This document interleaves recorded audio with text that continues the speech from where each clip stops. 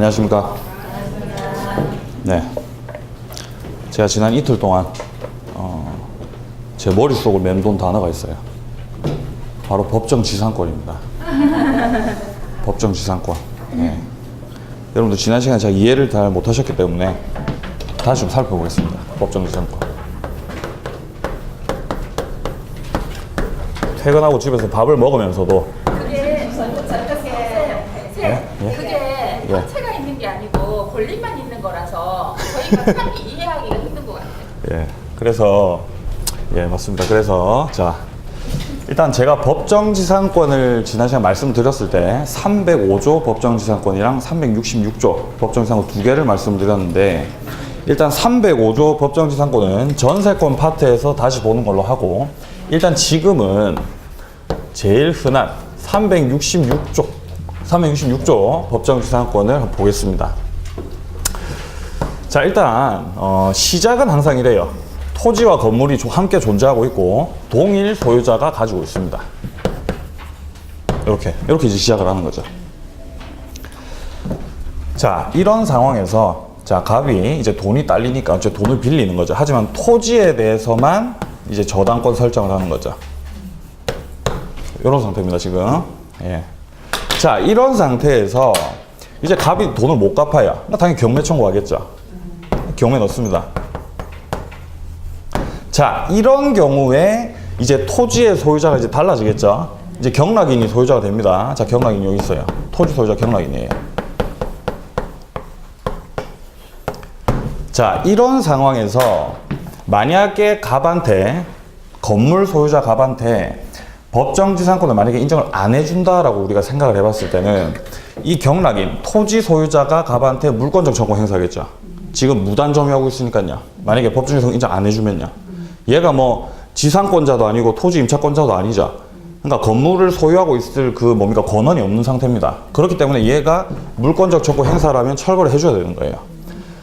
하지만 우리 법에서는 이렇게 건물을 갑이 만약에 철거를 하게 된다면은 그거는 사회 경제적으로 손실이 크다는 겁니다. 철거할 건물들이 너무 많다는 거예요. 네? 아시겠습니까? 그렇기 때문에 이 갑한테 법정 지상권을 인정을 해줌으로써 건물 철거를 막고자 하는 겁니다. 그런데 갑한테 법정 지상권을 인정을 해준다고 해도 이 저당권자라든가 경락인이 전혀 손해를 보지 않습니다.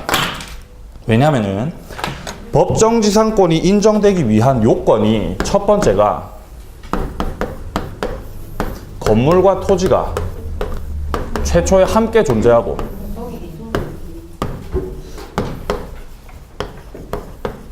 동일 소유인 상태입니다. 예. 자, 이런 상태에서 이 경매를 원인으로 해가지고 소유자가 달라졌을 때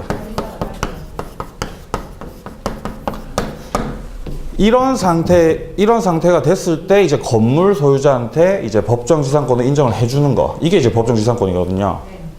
그런데 이 건물 토지가 함께 존재하고 동일 소유인 거를 판단하는 시점이 제가 지난 시간에도 말씀드렸듯이 저당권 설정 당시입니다. 이게 왜 중요하냐면 최초에 이제 저당권자가 얘가 갑한테 돈을 빌려줄 때 건물이 있다라는 걸 알고 빌려준 거죠. 그러니까 건물이 있다라는 거를 고려해서 돈을 빌려줬을 거라고요. 예? 예. 그러니까 좀 적게 빌려줬겠죠. 건물이 없는 상태인 것보다. 자, 그리고 이 경락인도 마찬가지입니다. 건물이 있는 상태에서 지가 토지 경락 받은 거죠. 그럼 그걸 감안하고 주도 들어갔다는 거예요. 그러니까 손해를 안 봅니다, 이 둘이는. 감안을 하고 들어갔기 때문에. 그렇기 때문에 저당권 설정 당시에 동일 소유자, 토지 건물 함께 이렇게 존재하고 이거를 갖다 판단을 하는 거예요. 이 상태에서. 예. 그래서 우리 시험에서는 과연 이 뭡니까 법정지상권이 인정이 되느냐 안 되느냐 그걸로 이제 우리가 이걸 이렇게 판단을 하게 되는데 그때 이제 저당권 설정 당시에 과연 토지와 건물이 함께 존재했고 동일 소유자였느냐 아니었느냐 이걸로 이제 판단을 해야 되는 거예요. 우리가 법정지상권이 될 수도 있고 안 될 수도 있겠죠. 개개별 케이스에 따라서. 예, 이게 이제 법정지상권입니다. 쉽죠? 자, 그런데 여기서 이제 더 나아가서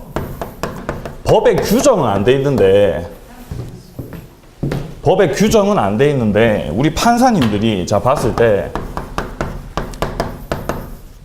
자 관습법상 법정지상권입니다.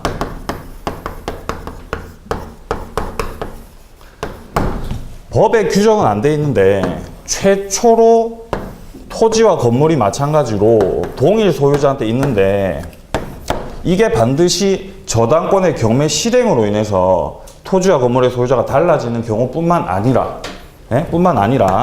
그냥 갑이 토지를 만약에 병이란 애한테 그냥 팔았다던가 매매 아니면 뭐 증여를 했다던가 아니 뭐 분할을 했다던가 이런 거를 원인으로 해서도 얼마든지 토지와 건물의 소유자가 달라지게 되는 그런 상황이 생긴다는 겁니다.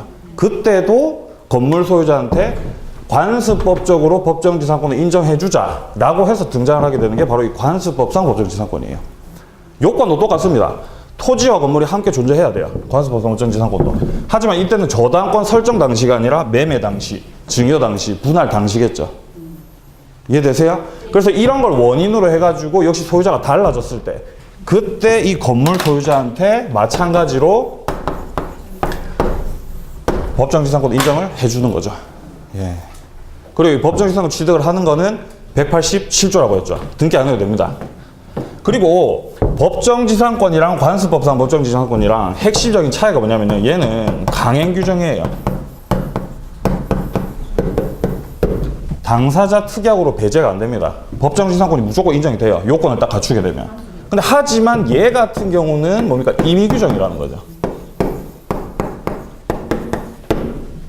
이 차이가 있습니다. 그리고 지료는 지상권의 요소가 아니라 그랬죠. 법정지상권에서는 지료가 요소입니다. 지료 내야 돼요. 지금 갑한테 법정지상권 인정을 딱 해주죠. 법적으로. 대신 네가 사용료 내라는 거예요. 경락인한테. 이해되시죠? 예, 좋습니다. 제가 보겠습니다, 이제. 자, 지난 시간에 우리가 그렇게 이해를 못했던 내용들, 과연 어떻게 나와 있는지. 자, 판례 1번 한번 보세요. 120페이지. 다시 좀 차근차근 보겠습니다. 자, 일단 판례 1번에, 방가로 1번에 보시면은, 토지와 건물이 동일한 소유자한테 속하였다가, 건물 또는 토지가, 자, 매매 기타 원인으로 인해서 소유자가 다르게 되었다라는 표현 보이시죠? 이거를 보는 순간 아 이거는 관습법상 법정지상권이구나 라고 하는 걸 알 수가 있는 거예요. 우리가 매매 기타 원인으로 바뀐 거니까요. 예, 이해되시죠? 자, 이런 상태에서 자 당사자 사이에 그 건물을 철거하기로 하는 합의가 있었다. 건물을 철거하기로 합의를 봤다. 당사자 사이에. 자, 그러면은 건물 소유자는 토지 소유자에 대해서 그 건물을 위한 관습법상의 법정지상권을 취득할 수가 없다라고 돼 있죠. 예, 그러니까 당사자 특약으로 관습법상 법정지상권은 지금 배제한 케이스죠, 이게. 임의규정이니까 된다고 말씀을 드렸습니다. 이해되시죠? 예. 자, 그리고 방가로 2번 같은 경우는 건물 철거하기라는 합의 그 표현 안에는 토지를 사용하지 않겠다라고 하는 그 내용까지 포함되어 있어야 된다는 그런 취지라고 있습니다. 밑에서 하나, 둘, 셋, 네 번째 줄 보시면요. 관습법상의 법정지상권의 발생을 배제하는 효력을 인정할 수 있기 위해서는 단지 형식적으로 건물을 철거한다는 내용만이 아니라 철거함으로써 토지 계속 사용을 그만두고자 하는 그 의사가 포함되어 있어야 된다는 뜻입니다. 하지만 우리 시험과는 크게 연관이 없죠, 이거는.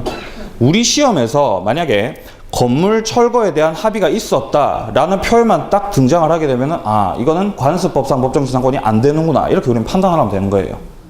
예. 갑자기 기분 좋네요. 자, 그 다음에, 자, 오른쪽 페이지 한번 넘어가세요. 오른쪽 페이지. 케이스입니다. 케이스 1번. 자, 보시면은, 지금 현재 갑이 토지와 건물 소유하고 있는데, 자, 건물만 을한테 양도를 했습니다. 자, 그 다음에 갑이 토지를 A한테 매도하고 을은 건물을 B한테 매도를 한, 요런 상태입니다. 자, 역시 지난 시간과 마찬가지로 그림을 한번 그려보겠습니다. 자, 최초에 일단 토지와 건물의 소유자 갑이죠.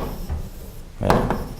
함께 존재하고 현재 동일 소유자입니다. 자, 요런 상황에서 먼저 건물을 을한테 팔았고요, 요렇게. 그 다음에 토지를 A한테 팔았죠. 자, 그 다음에 이제 건물이 다시 B한테 넘어간 이런 상태죠. 그러면 우리가 여기서 어떻게 판단을 하셔야 되냐면 최초로 동일 소유자인데 지금 뭡니까? 토지를 A한테 갖다 팔았죠. 그 다음에 이렇게 건물을 넘겼죠. 그렇게 되는 순간 바로 얘는 아, 법정지상권자구나. 이걸 바로 판단 딱 하셔야 되는 거예요. 이해되십니까? 그러니까 갑이 을한테 건물을 팔아 넘기는 순간 바로 을은 법정지상권자가 되는 거예요. 매매를 원인으로 해가지고 토지와 건물의 소유자가 바로 달라졌죠. 바로 법정지상권자 되는 겁니다. 자, 이런 경우에 이 법정지상권이 딸린 이 건물을 양수한 B, 얘에 대해서 만약에 철거 청구를 하게 된다면은 철거 청구를 안 해도 된다라는 취지의 판례였죠. 예, 얘도 법정지상권자가 될 수가 있다 그랬습니다. 하지만 아직 등기를 안 가져왔기 때문에 지상권자는 아니죠. 그렇기 때문에 뭡니까? 이게 대위행사한다 그랬죠. 예, 그 취지 판례였습니다. 자, 보시면요. 답 부분에 보시면은 토지와 건물이 동일 소유자한테 속하였다가 건물 또는 토지가 매매 기타 원인으로 소유자가 다르게 된 때 역시 관습법상의 법정지상권 얘기하고 있습니다. 그 밑에 줄 보시면요. 건물 소유자는 토지 소유자에 대해서 관습법상의 법정지상권을 취득한다는 것이 판례 견해입니다. 자, 따라서 자, 오른쪽에 을은 건물 소유를 위해서 관습법상의 법정지상권을 취득하였다고 볼 수가 있는 거예요. 갖다 파는 순간 바로 얘는 관습법상 법정지상권자 딱 되는 겁니다. 예. 자, 그 다음에 이제 밑으로 자, 하나, 둘, 셋, 넷, 네 번째 줄 보시면은 또 오른쪽에 보시면요. B는 자, 자신의 지상권, 이전 청구권을 보존하기 위해서 을이 A에 대해 갖는 법정지상권에 의한 지상권 설정 등기 청구권을 대위 행사할 수가 있다. 이렇게 돼 있죠. 예. 따라서 철거 청구를 무마시킬 수가 있겠죠, 당연히. 예, 그런 취지였습니다. 책을 넘기겠습니다.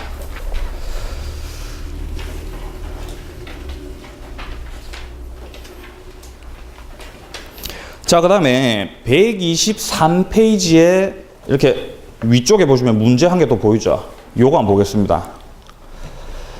자, 대지와 건물이 한 사람에게 매도가 됐는데 대지에 관해서만 소유권 이전 등기가 경료된 경우입니다. 이런 경우에 관습법상의 법정지상권 인정이 되겠냐 이 말입니다. 자, 이게 지금 어떤 상황이냐면은 이걸 우리가 자, 제가 설명을 좀 잘해드릴게요. 자, 보시면은 일단 최초에 토지와 건물의 소유자가 동일합니다. 근데 갑과 을이 매매 계약을 통해서 토지도 이제 등기해와야 되고 뭡니까? 토지도 등기해와야 되고 건물도 등기를 해와야 되는 이런 상황이죠, 지금. 토지와 건물에 대한 매매 계약을 하니까요. 근데 대지에 관해서는 등기를 가져왔어요.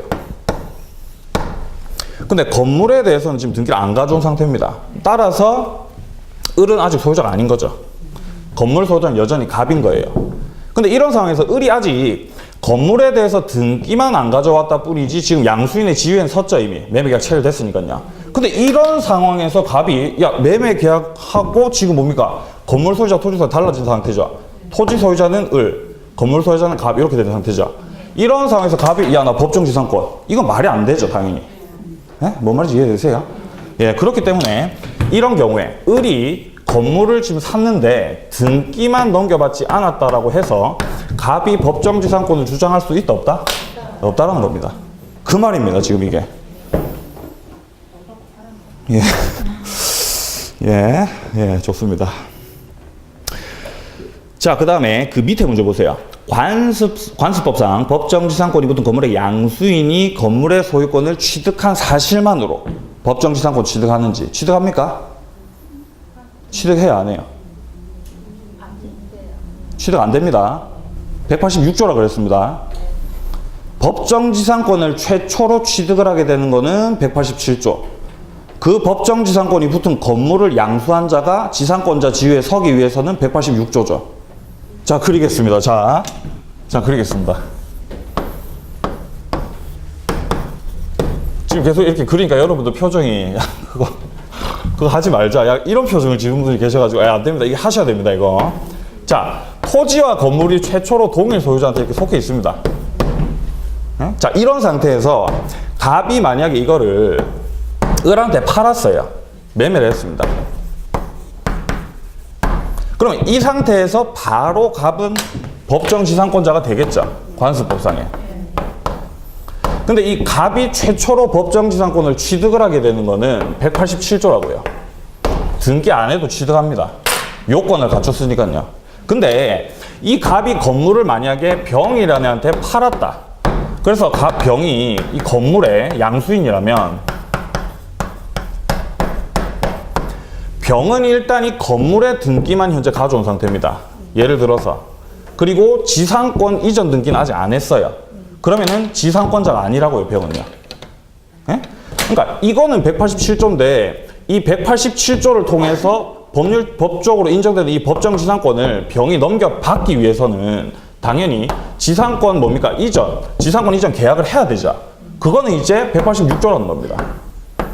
등기를 해야 된다는 거예요. 병이 지상권 인정받기 위해서. 네, 뒤에 또 나오니까 일단 넘어가겠습니다. 자, 이 정도로 일단 보고, 자, 그 다음에 그 밑에 보시면은 분묘기지권 나와 있죠. 보겠습니다. 자, A의 조부의 묘는 30년 전부터 타인 임야에 설치되어 있었는데 최근에 그 임야를 매수한 갑이 묘지 부분의 사용 대가를 지급하라고 요구하고 있다. 이러한 경우 갑이 요구한 사용 대가는 지급하여야만 하는지 이렇게 돼 있죠. 분묘기지권에 있어서는 지료를 지급할 필요가 없어요. 네, 지료 지급 필요 없습니다. 자, 보시면은 그 답 부분에 위에서 세 번째 줄 보시면요. 분묘기지권이 성립하는 경우는 자, 토지 소유자의 승낙을 일단 얻어서 분묘 설치하면 당연히 분묘기지권 인정이 되겠죠. 자, 그 다음에 그 밑에 줄 동그라미 2번에 보시면요. 토지 소유자의 승낙이 없다라고 할지라도 분묘를 설치한 뒤에 20년 동안 평온 공연하게 점유. 그러면 취득시효자. 예. 등기 없어도 취득시효 된다 그랬습니다. 예. 이렇게 분묘기지권을 취득을 하게 되는데, 자, 따라서 그 밑에 쪽에 보시면은 굵은 글씨로 분묘기지권은 등기 없이 취득하게 된다 이렇게 돼 있죠. 예, 요거 좀 봐두시고요. 그 다음에 밑으로 쭉 내려와 보시면 밑에서 네 번째 줄 보시면은 분묘기지권을 시효 취득하는 경우에도 지료를 지급할 필요가 없다라고 돼 있죠. 예, 지료 지급할 필요 없습니다. 자, 그 다음에 그 밑에 케이스 5번 보겠습니다. 분묘기지권. 타인 소유 토지에 분묘를 설치한 경우 분묘기지권의 시효 취득 여부는 이렇게 되어 있습니다. 아까 했던 겁니다. 20년간 평온 공연, 점유하면은 취득시효합니다. 소유의 의사는 필요 없다 그랬습니다. 애초에 타주점이기 때문에 소유 의사는 필요 없어요. 자, 그 다음에 그 밑에 문제. 분묘기지권을 시효 취득하는 경우 지료를 지급할 필요가 없는지 여부는 자, 지상권에 있어서 지료의 지급은 그 요소가 아니죠. 첫째 줄에 나와 있습니다. 근데 이 분묘기지권이 지상권의 뭡니까? 지상권 일종이죠. 분묘기지권도. 자, 그렇기 때문에 그 밑에 줄에 분묘기지권을 시효 취득하는 경우에도 지료를 지급할 필요가 없다고 해석함이 상당하다라고 되어 있습니다. 예. 하지만 법정지상권은 지료가 요소라는 겁니다. 예? 법정지상권은 지료가 요소입니다. 예, 예, 좋습니다. 자, 그다음 오른쪽에 자, 분묘기지권의 존속기가 나와 있죠. 민법상의 존속기간은 없습니다. 예, 없어요. 그냥 계속 그 위에서 세 번째 줄 보시면요. 권리자가 분묘의 수호와 봉사를 계속해서 분묘가 존속하고 있는 동안 분묘기지권은 존속합니다. 계속. 예. 그럼 뭐 무한 계속 존속합니까? 그러면요? 그건 아니죠. 그건 아닙니다. 장사 등에 관한 법률의 규제를 받겠죠. 그거는 이제 중개사법 시간에 여러분들 자세하게 하니까 그때 살펴보시면 되고, 일단 우리가 현재 아셔야 되는 거는 민법상의 존속기간은 없다. 이까지만 딱 아시면 됩니다. 자, 그다음 그 밑에 분묘기지권이 미치는 범위 나와 있습니다. 첫째 줄에 보시면요. 분묘의 기지 자체뿐만 아니라 그 분묘의 설치 목적인 분묘의 수호 및 제사에 필요한 범위 내에서 분묘의 기지 주위 공지까지 포함한다는 겁니다. 예, 주위에 공지까지 포함한다는 거, 그 정도만 딱 보시면 되고요. 자, 그 다음에 그 밑으로 내려와 보시면은 관습법상의 법정지상권도 2년분 이상의 지료를 연체할 경우 민법 제287조에 따른 지상권 소멸 청구 의사표시에 의해서 소멸하는지 여부입니다. 당연히 소멸하겠죠. 2년 이상 지료 안 내면은. 자, 보시면은 첫째 줄 끝에 쪽에 보시면은 민법의 지상권에 관한 규정을 준용해야 된다는 겁니다. 관습법상 법정지상권도. 따라서 지상권자가 2년분 이상의 지료를 지급하지 아니하였다. 그러면은 당연히 얘도 지상권 소멸 청구에 의해서 소멸한다는 거예요. 예.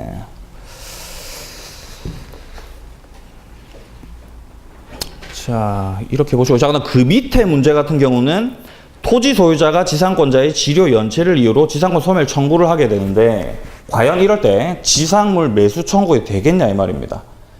만약에 채무 불이행으로 인해서 계약 관계가 끝나는 거라면은 지상물 매수 청구 인정이 안 된다 그랬죠. 예, 인정이 안 됩니다. 예, 보시면은 밑에 세 번째 줄에 지상권자의 지료 연체를 이유로 토지 소유자가 그 지상권 소멸 청구를 하여 이에 터잡아 지상권이 소멸된 경우에는 매수 청구 인정이 안 됩니다. 예. 자, 그다음 그 밑에 문제 보시면요. 건물에 대한 저당권의 효력이 그 건물의 소유를 목적으로 한 지상권에도 미치는가? 예. 자, 여기서 나오는 게 바로 이 저당권의 효력입니다. 저당권의 효력. 이거 좀 봐두셔야 돼요. 근데 법정지상권이 약간 껄쩍지근하더라도 우리가 이후에도 계속 다룰 거기 때문에, 그리고 우리가 전세권 파트 가서도 나오고 그 다음에 저당권 파트에서도 또 등장을 하기 때문에 그때 또 계속 보다 보면은 아마 이해가 되실 거예요. 자, 지금 이 문제에서 나와 있는 거는 저당권의 효력입니다. 저당권이 미치는 효력인데 이거에 대해서 제가 예를 한 개 들고 왔어요. 자, 보시면요. 자, 이렇게 토지와 건물이 이렇게 있는데 이 상태에서 자, 갑이 건물의 소유자고 을이 토지의 소유자입니다. 예. 이런 상태에서 갑이 자신의 건물을 저당을 잡힌 거예요. 자, 병이라고 하는 저당권자가 있습니다. 자, 이 상태에서 갑이 돈을 안 갚으니까 경매 청구하는 거죠. 자, 여기서 이 경매를 하게 되면은 이제 당연히 경락인이 나오겠죠. 경락인이 등장을 하게 되는데 이 경락인은 당연히 갑이 가지고 있던 이 건물의 소유자가 되죠. 근데 건물의 소유권만 가져오는 게 아니라 만약에 갑이 지상권자였다라고 한다면은 지상권도 가지고 오고, 만약에 토지 임차권자였다라고 한다면 임차권도 가지고 온다는 거예요. 이 지상권이라든가 임차권이 이 건물의 소유권에 종된 권리거든요. 자, 갑자기 지상권, 임차권 나오니까 여러분도 혼동을 느끼시는 것 같은데, 토지 소유자가 을이고 건물 소유자가 갑이라고 한다면은 갑은 건물 소유권만 가지고는 이 건물을 유지할 수 없죠. 당연히 뭡니까? 을과의 매매 계약을 통해서, 매매 계약이 아니라 을과의 계약을 통해서 갑이 지상권을 가지고 있든지 아니면은 토지에 대해서 임차권을 가지고 있어야 이 건물을 유지할 수가 있겠죠. 그러니까 이런 경우만 봤을 때 갑이 지상권자든지 토지 임차권자든지 뭐 그럴 것이라고 분명히 우리 예상을 할 수가 있어야 돼요. 자, 이런 상태에서 갑이 지상권이라든가 임차권을 갖고 있는 상태에서 지금 병이 자기의 저당권에 근거해가지고 이렇게 경매 신청을 딱 하게 되면은 이 경락인이 건물의 소유권만 가지고 오는 게 아니라 그 건물의 소유를 위한 지상권, 임차권도 같이 갖고 온다는 겁니다. 이해되세요? 뭔 말인지? 그러니까 왜 이렇게 같이 갖고 오냐면은 이 저당권의 효력이 목적물 자체에만 미치는 게 아니라 그 목적물에 종된 권리까지도 미치거든요. 효력이. 그래서 갖고 오는 거예요, 이렇게. 예, 맞습니다. 자, 이걸 좀 그림으로 좀 표현을 해볼게요. 그림으로.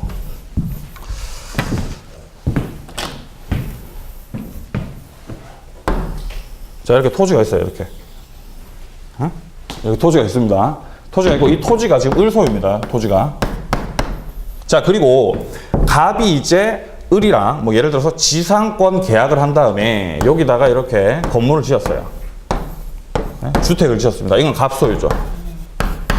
자, 그리고 그 이후에 이 주택을 뭡니까? 담보로 맡겨가지고 이제 병이라는 저당권자한테 돈을 빌린 상태죠. 저당권을 설정한 이후에 갑이 예를 들어서 옆에다가 이렇게 조금 더 증축을 했습니다. 이렇게. 부합물이죠, 부합물. 그리고 이렇게 화장실을 한 개 만들었어요. 종물이죠, 종물. 그리고 기존에 갑이 가지고 있던 권리, 지상권. 종된 권리죠. 자, 이런 상태에서 이제 저당권자가 이후에 돈을 안 갚아서 경매 신청을 하게 되면은 여기에 대한 경락인 정있죠. 경락인은 이 갑이 최초로 저당권을 설정할 당시에 갖고 있던 이 이 주택에 대해서만 소유권을 취득을 하는 게 아니라 갑이 그 이후에 뭡니까? 이렇게 부합물, 이런 거, 종물 같은 거. 경락인도 화장실을 가야 되겠죠, 당연히? 네. 예, 그래서 이 부합물이라든가 종물, 그리고 종된 권리에까지 싹 다 그 효력이 미친다라는 겁니다. 이해되시죠? 네. 좋습니다. 나중에 저당권 파트에서 조금 중요한 부분이라서 좀 자세하게 설명을 했습니다. 자, 그래서 그 답 부분에 보시면은, 자, 저당권의 효력은 저당 부동산에 부합한 물건과 종물에 미친다라는 겁니다. 이 문장 이제 이해되시죠? 네. 자, 그리고 그 밑에 줄에 보시면은 종된 권리에도 유추 적용되어서 건물에 대한 저당권의 효력은 그 건물 소유를 목적으로 하는 지상권에도 미친다고 봐야 될 것이다. 이해되시죠? 이 문장도. 예, 그 말입니다. 자, 그 다음에 그 밑에 문제 보면요. 사례 7의 경우, 바로 위에 문제의 경우에 건물의 경락인이 등기 없이도 지상권을 취득하는지 여부입니다. 예, 등기 없이도 취득을 하느냐. 자, 답 부분에 위에서 세 번째 줄 보시면요. 그 건물 소유를 위한 지상권도 민법 제187조 규정에 따라서 등기 없이 당연히 경락인이 취득을 한다라는 거예요. 예, 187조라는 겁니다. 여기서 경락인이 지상권이라든가 임차권 갖고 오는 거 있죠?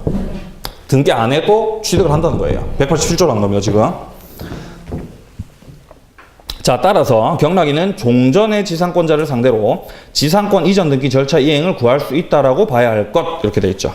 네. 자, 그다음 그 밑에 문제 봅니다. 마지막 문제입니다. 사례 7의 경우, 자, 경락인으로부터 건물을 취득한 자가 경락인을 대위해가지고 지상권 이전 등기를 청구할 수 있는지 여부입니다. 이거는 이전에 우리가 했던 거랑 내나 똑같은 논리겠죠. 그러니까 이 경락인이 예를 들어서 이 지상권을 187조를 통해서 등기 없이도 취득을 했습니다. 근데 이 경락인으로부터 뭐 예를 들어서 A라는 애가 매수를 했어요, 건물을. 그러면 얘가 지상권을 주장하기 위해서는 당연히 등기를 해야 되겠죠. 예, 좋습니다. 아까 했던 그 논리죠. 예, 내가 그 논리입니다. 자, 보시면요. 첫째 줄에 경락인이 건물을 자, 제3자에게 양도할 때, A한테 양도를 할 때는, 자, 그 밑에 줄에 건물과 함께 종된 권리인 지상권도 양도하기로 한 것으로 봄이 상당하다 할 것이니, 자, 위 건물 양수인은 그 지상권 이전 등기 정권을 보존하기 위해 경락인을 대위해가지고 종전의 지상권자에게 지상권 이전 등기 절차 이행을 구할 수 있다. 그러니까 대위 청구할 수 있다 이 말인 거죠, 이것도. 예, 좋습니다. 자, 이렇게 해서 지상권을 끝냈네요. 예. 좀 이해가 됩니까? 네. 여러분들 이해를 못 하시는 표정 계속 지금 잠 못 자요, 제가 오늘. 이번 주말이 이제 끝납니다, 제가. 예. 예, 결혼 생활보다 강의가 더 중요하죠. 예? 자, 어제 자, 계속 보겠습니다. 그 다음에 이제 지역권으로 넘어갑니다, 지역권. 네. 자, 291조 보시면요. 자, 지역권자는 일정한 목적을 위해서 타인의 토지를 자기 토지에 편익에 이용하는 그런 권리가 있다는 겁니다. 자, 일단 간단하게 지역권에 대해서 좀 설명을 하고 넘어가겠습니다. 이 지역권에 관련된 거는 이 제 설명만 들으시면 충분히 정리됩니다. 그렇게 크게 비중 있는 파트가 아니기 때문에. 자, 그림을 좀 그리겠습니다. 예를 들어서 이렇게 이렇게 강이 흐릅니다. 강. 자, 강이 흐르는데, 자, 이렇게 토지가 있어요. 이렇게 토지가. 이 토지가 이제 예를 들어서 뭐 갑소유 토지입니다. 자, 근데 이런 상태에서 이 을이라고 하는 애 토지가 뭐 예를 들어서 뭐 이런 식으로 돼 있는 거, 이런 식으로 이렇게 둘러싸고 있는 거죠. 이게 을 겁니다. 그러면 이 갑 같은 경우는 뭡니까? 나갈 수가 없죠, 바깥으로. 네. 여러분 또 헷갈리실 수 있기 때문에 얘를 이제 을로 하고 얘를 갑으로 할게요. 죄송합니다. 자, 얘가 을이고 얘가 갑입니다. 네? 나갈 수가 없기 때문에 내가 저기를 좀 다니자. 내가 이렇게 해가지고 이렇게 좀 바깥으로 좀 나갈게, 이렇게. 이 부분에 대해서. 그래서 이제 갑과 을이 지역권 설정 계약을 통해서 을이 지역권자가 되는 겁니다. 지금 제가 말하는 이 사례 같은 경우 이제 통행을 위한 지역권이겠죠. 하지만 어쨌든 자신 소유 토지에 편익에 이용할 목적으로 설정하는 거, 그게 바로 지역권이라는 겁니다. 자, 이렇게 되면은 이렇게 지역권을 설정을 딱 하게 되면은 이 을이 가지고 있는 이 소유 토지는 요역지라고 해요. 그리고 갑이 갖고 있는 토지는 이제 왜 이래 이거? 자, 승역지입니다. 승역지. 자, 여기서 요역지라고 하는 거는 이 요자가 요구한다는 거예요. 지역권을 요구한다는 거예요. 지역권을 요하는 땅이라는 겁니다. 이해되세요? 뭔 말인지? 자, 그리고 승역지는 뭐겠어요, 그러면? 그렇죠. 승 나간다는 거죠. 예. 왜 글씨가. 자, 승역지. 승역지는 말 그대로 이제 승낙을 한다는 거예요. 지역권에 대해서. 네, 이렇다는 겁니다. 예. 자, 그리고 이 그림을 봐서 아시겠지만 이 요역지 같은 경우는 토지의 일부에 대해서는 안 됩니다. 하지만 승역지 같은 경우는 일부에 대해서 되죠. 이해되세요? 뭔 말인지 이 말이? 예. 일부 된다 안 된다 요거 좀 구분하시고요. 자, 그리고 이 지역권에서 여러분들이 좀 아셔야 될 게 뭐냐면은 바로 이 지역권의 부종성입니다. 만약에 지역권자 을이, 자, 지금 앞서서 그린 그림 이 상태에서, 자, 을이 지역권자입니다. 지역권자 을이 자신이 가지고 있던 저 요역지 있죠? 저 토지를 갖다 팔았어요, 만약에 병한테. 그래서 병이 토지 소유권을 갖고 왔습니다. 등기를 했어요. 그렇게 되면은 지역권도 알아서 딸려오는 겁니다. 예? 지역권도 딸려온다고요. 그 왜 그러냐면은 이거 설명을 들으셔야 돼요. 자, 보시면은 갑과 을이 지역권 설정 계약을 딱 하게 되면은 갑이 가지고 있는 이 토지 있죠? 갑이 가지고 있는 이 토지. 잠깐만요. 갑이 가지고 있던 이 토지에 이제 저당 뭡니까? 등기부를 갖다가 이제 보게 되면은, 자, 지역권 설정해가지고, 죄송합니다. 갑토지가 아니라, 자, 을이 가지고 있는 토지 있죠? 네? 을이 가지고 있는 저 요역지. 요역지에 이제 등기부 을구란을 보게 되면은, 을구란을 보게 되면은, 예를 들어서 저 1번 해가지고, 지역권자 을 이런 식으로 들어가는 게 아니라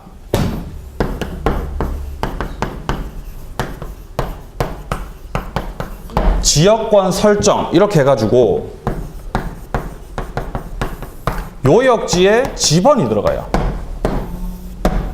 아시겠습니까? 그러면 이건 당연히 을토지가 아니라 갑토지겠죠? 네, 죄송합니다. 자, 갑토지에 이제 뭡니까? 을구란을 보게 되면은 지역권 설정해가지고 요역지 지번이 나와 있어요. 예를 들어서 이 요역지 지번이 예를 들어서 81번지고 얘가 만약에 81-1번지 요런 상태라고 한다면은 이 81-1번 승역지의 등기부를 딱 뽑아보게 되면은 그 을구에 지역권이 설정돼 있고 이 지역권을 가지고 있는 애는 그 지역권자가 등기가 되는 게 아니라 그 요역지 지번이 등기가 된다는 거예요. 예를 들어서 이렇게 81번 이런 식으로. 그러면은 이 요역지의 소유권이 넘어가게 되면은 자연스럽게 지역권도 따라오게 된다는 겁니다. 이해되세요? 뭔 말인지? 제가 뭔가 더 혼란에 빠뜨린 것 같긴 한데, 자, 어쨌든. 자, 그렇기 때문에 이제 부종성이라는 거예요. 이게 부종성. 자연스럽게 따라간다는 겁니다. 자, 보겠습니다. 어떻게 나와 있는지. 자, 일단 먼저 지역권 보시면요. 타인의 토지를 자기 토지에 편익에 이용하는 권리입니다. 지역권. 네. 자, 그런데 보시면 동그라미 1번에 지상권자, 지역권, 전세권자, 임차권자 얘네들도 지역권 설정 가능하고요. 자, 그 다음에 요역지는 당연히 일필 전부여야 되죠. 요역지는 요역지는 일부가 안 됩니다. 예. 하지만 승역지는 일필에 토지일 필요가 없다. 일부라도 괜찮다. 승역지는. 예. 자, 그 다음에 그 밑에 지역권은 요역지상 권리의 종된 권리라고 하는 거. 따라서 요역지의 소유권이 넘어가면은 지역권도 자연스럽게 따라오는 거죠. 예. 지역권자가 등기되는 게 아니라 그 지번이 등기되는 거기 때문에. 자, 그 다음 그 밑에 부종성 나와 있습니다. 지역권은 요역지 소유권의 부종에서 이전하며 또는 요역지에 대한 소유권 이외의 권리의 목적이 된다. 이렇게 나와 있습니다. 자, 부종에서 이전한다는 거. 자, 그 다음 그 밑에 지역권은 요역지와 분리해서 양도하거나 다른 권리의 목적으로 하지 못합니다. 예, 그러니까 지역권만 예를 들어서 양도를 한다거나 이런 거 안 돼요. 예, 토지를 갖다 팔면 지역권도 그냥 따라가는 겁니다. 예, 그렇다는 것이고. 자, 그 다음에 밑에 293조 보시면요. 자, 1항에 토지 공유자의 1인은 지분에 관해서 그 토지를 위한 지역권 또는 그 토지가 부담한 지역권을 소멸하게 하지 못한다는 겁니다. 만약에 이 요역지를 을이 단독으로 가지고 있는 게 아니라 뭐 을, 병이 같이 만약에 공유를 하고 있는 상태다 라고 한다면은 이 지역권을 없애려고 하면은 전원 동의가 필요하다는 거예요. 공유자 1인이 단독으로 야 나 지역권 없애버릴래 이렇게 못한다는 겁니다. 알겠습니까? 예. 자, 그럼 2항에 토지의 분할이나 토지의 일부 양도, 그러니까 예를 들어서 뭐 요역지라든가 승역지가 분할되거나 일부 양도가 됐을 경우에 그 지역권, 원래 있던 지역권은 요역지의 각 부분 혹은 승역지의 각 부분에 그대로 존속한다는 겁니다. 계속 이용한다는 겁니다. 예, 통행한다는 겁니다. 자, 그러나 지역권이 토지의 일부분에만 관한 것인 때는 다른 부분에 대해서는 그렇지 않다라는 겁니다. 자, 그다음 그 밑에 294조 보시면은 지역권 취득 기간 나와 있어요. 이거 지역권 취득 시효죠. 지역권 취득 시효 계속되고 표현된 겁니다. 한 번씩 등장을 해요. 계속되고 표현된 거는 지역권도 취득 시효로 할 수가 있다라는 겁니다. 물론 20년 필요하겠죠. 표현 공연해야 되겠죠. 예. 넘기겠습니다. 자, 그리고 그 뒤에 보시면은 취득과 불가분성 나와 있어요. 공유자 1인이 만약에 지역권을 취득했다. 그러면 다른 애도 취득한다는 거예요. 왜 그럴까요? 예? 그 공유하고 있는 토지의 지번이 등기가 되는 거죠. 그러니까 지역권자가 다 들어가는 게 아니기 때문에 한 놈만 만약에 지역권을 취득을 했다. 그러면 다른 애들도 같이 다 취득하라는 거예요. 불가분성입니다. 취득에. 이해되시죠? 자, 그 다음에 그 밑에 2항에 보시면은 지역권 취득 기간의 중단. 요거는 지역권 행사하는 모든 공유자에 대한 사유가 아니면 그 효력이 없다라는 겁니다. 예를 들어서 지역권을 시효 취득하기 위해서 계속 지나다니면서 쓰고 있는 거예요. 공유자들이. 예? 요역지의 공유자들이 계속 왔다 갔다 하고 있는 겁니다. 그러면은 이 승역지 얘가 이 취득 시효를 중단하기 위해서 야 이제 그만 다녀라. 이렇게 할 거면은 이 요역지를 뭡니까? 공유하고 있는 당사자 전부한테 다 해야 된다는 거예요. 한 놈한테 한다고 그게 중단되는 게 아니라는 겁니다. 아시겠습니까? 예, 불가분성입니다. 역시 이것도. 자, 그다음 그 밑에 296조 보시면은 요역지가 수인의 공유인 경우에 그 1인에 대한 지역권 소멸 시효의 중단 또는 정지는 다른 공유자를 위해서 효력이 있다는 겁니다. 자, 이건 뭔 말이냐면은 소멸 시효의 중단. 그러니까 지역권을 20년 동안 사용을 안 하면은 소멸하거든요. 그게 이제 소멸 시효예요. 근데 그 소멸 시효를 중단시킨단 말입니다. 공유자 중에 한 사람이. 나 지역권 다시 쓸 거야. 이렇게 의사표시를 하겠죠. 나 다시 쓸 거라고. 근데 공유자 중에 한 놈만 그렇게 해도 다른 애들도 싹 다 시효. 이게 이 소멸시효의 중단이 싹 다 그 효력이 미친다라는 거예요. 그러니까 이거를 종합해 보면은 지역권자들한테 유리한 거는 한 놈만 해도 다 돼요. 근데 불리한 거는 다 받아야 되는 거예요. 뭔 말인지 아시겠어요? 자, 지금 보시면은 295조에 1항에 보시면은 일단 지역권 취득 나와 있죠. 취득.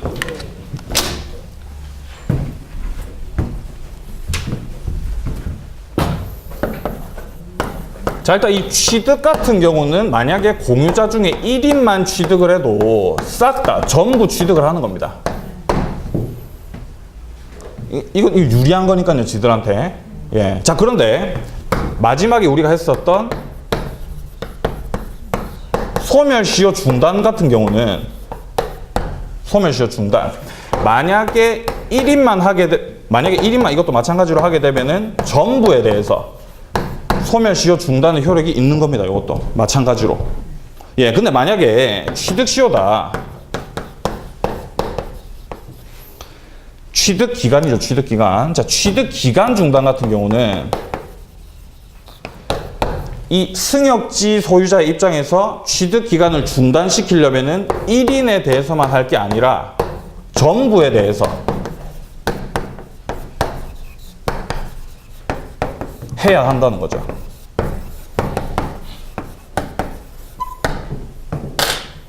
이해되세요? 네. 이걸 딱 읽으면서 약간 딱 이해가 돼야 돼요, 이게. 예. 예. 자, 그렇게 정리하시면 되고, 자, 그 다음 그 밑에 쭉 내려와 보시면은 299조에 위기에 의한 부담 면제가 나와 있죠. 일단 읽어보겠습니다. 승역지의 소유자는 지역권에 필요한 부분에 토지 소유권을 지역권자에게 위기해서 전조의 부담을 면할 수 있다고 되어 있습니다. 이 위기라는 표현이 뭔지 모르죠. 예, 당연히 알 수가 없어요. 처음 듣는 말이니까. 자, 예를 들어서 뭐 이렇게 마찬가지로 이렇게 뭐 공로가 이렇게 있고, 자, 이렇게 통행을 해야 되는데, 이거 마찬가지로 강입니다, 여기 강. 이리로 나가야 되는 상태입니다. 자, 예를 들어서 여기가 이제 요역지고, 여기가 이제 승역지가 되는데, 이 요역지 소유자가 이 정도를 이제 지역권 설정에서 통행을 하는 거죠. 근데 이 승역지 소유자, 얘 입장에서는 이 토지를 자기가 주로 뭐 쓰지도 않고, 어차피 얘가 지나다닐 때 쓰는 토지인데 관리하기가 귀찮다는 거예요, 이 부분이. 그래서 이 부분에 대해서 그냥 가져가라는 거예요.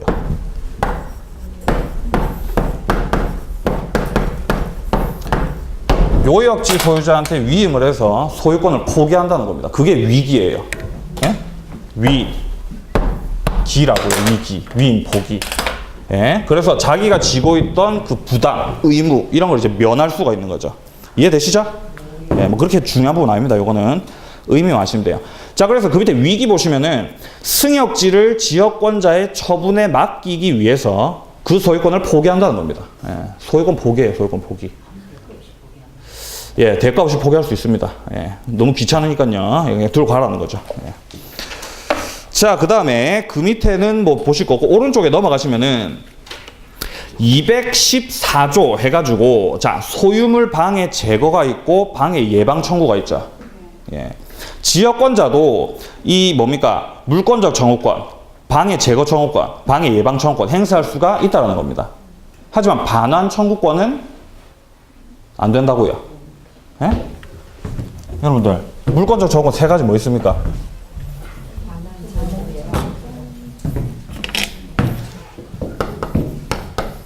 자, 우리가 물권적 청구권을 할 때 일단 반환 청구권 있죠. 그 다음에 방해 제거 청구가 있고 예방 청구가 있습니다. 다른 물건들을 엔간하면 이 세 가지를 다 할 수가 있어요. 자, 그런데 지금 우리가 하고 있는 이 지역권 같은 경우는 제거 청구라든가 예방 청구는 얼마든지 할 수가 있는데 반환 청구는 안 된다는 거예요.